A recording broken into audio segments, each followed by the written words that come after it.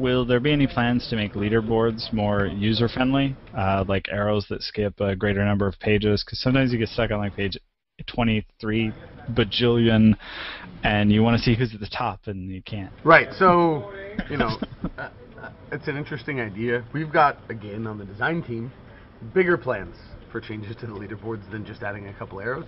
But a first and last or a 25-50 skip it's a really good idea. You know what else I like when you have navigation like that is just being able to type in the page number you want. That's always a good solution. You know, it's a much smaller thing than the changes we have planned. So I'll talk to the team and see if maybe we can do something about that now to tide everybody over until we can do our big. Because personally, I want to know when I hit page 1337. Because that's better than page 1, right? Exactly. Right? Yeah, that's when you're winning. Yeah. That's winning. That's oh, that would be a pro fail. All right. Our next question is: can we get a checkbox to make the minimap maximized by default?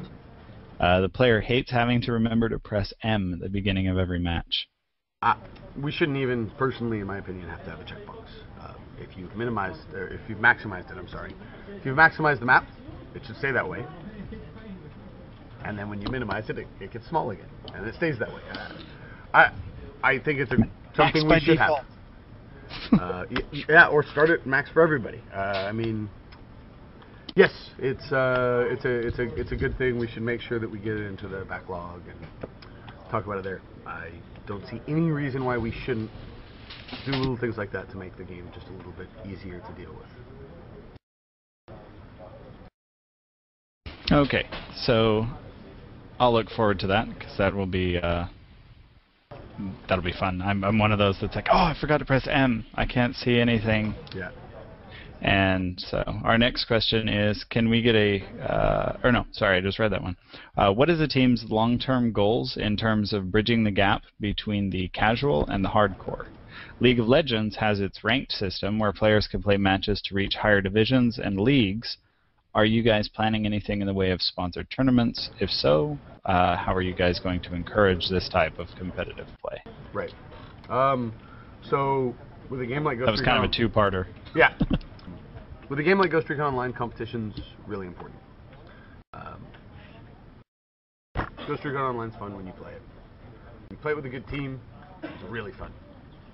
When you play it with a good team against another good team for high stakes, it's at its best. We know that. We want to give that experience to everybody. To as many of our players as possible, as often as possible.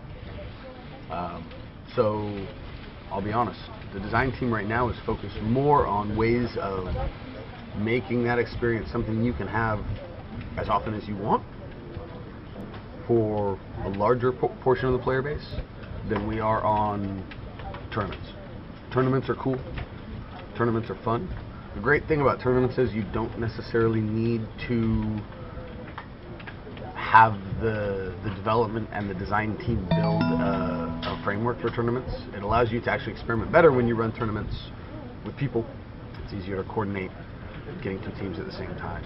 As long as you have enough tools to run those tournaments, you can see what works and what doesn't much faster. It's much faster to iterate by running a tournament, talking to each other, finding out what doesn't work, and then running a different one with some different changes than it is to build a version of the game, put it out there, see what people think about it, build another version of the game. So, competition and leagues are definitely critical to Ghost Recon Online, and they're core to the DNA. So I guess an extension to that would be some players on the forums have like they want to have more clan matches, but they've said it's hard to find other clans to play against. Will there be anything in the short term to facilitate better clan matches, and because that kind of leads into that or bleeds into the competitive area? It does in like that kind of tiered play. I don't think there will be anything in the short term, to be honest. I recommend people use the forums to organize matches between themselves. We have some very rudimentary tools they can use to try to organize it. We do have changes we're making and a lot that we're going to be doing to support it, but will they show up in the short term? I'm not sure. Okay. The holdout game mode is a nice change of pace from the other two modes, but the subpen map is just terrible when there are too many snipers wanting to snipe, as it makes it impossible to have a chance to win. What can you do to improve the playability of this game mode, or motivate players to actually get on the point without the need to have other players begging them to get there, whether it be capture the point or defend the point to stop the enemy? So we're talking about when there's too many snipers on my team.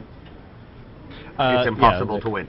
That's how I read the question. Yeah, it's just like the subpen is just really. It's even like more. When you get too many snipers.